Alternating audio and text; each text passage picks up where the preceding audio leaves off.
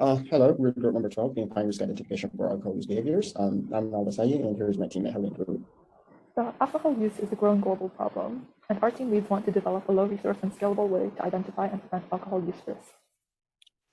Alcohol Use Behavioral Phenotyping Test, or AUBPT, is a computer-based multi-dimensional assessment that can be culturally adapted to assess alcohol use behavior across countries. It includes simplified versions of behavioral paradigms tasks that can evaluate the constructs behind a disorder. So in Data Plus 2022, we aim to create simulations for games using neuroscientific computational framework called active inference.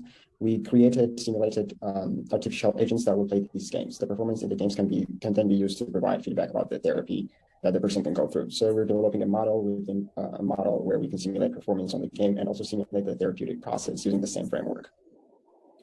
The Doom Analogue risk task is is one of these games, and it's a game where we can measure the risk-taking behavior of the player.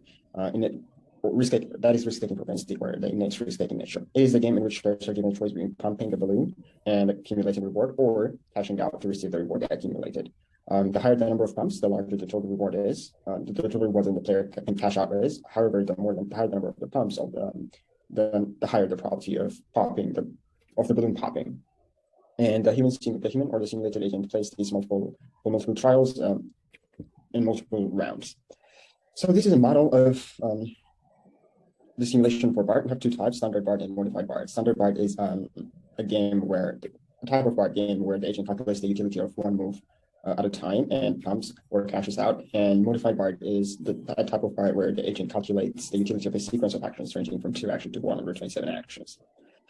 And this is the result of standard BART simulated 7,500 games with a total of 1,500 future preference factors.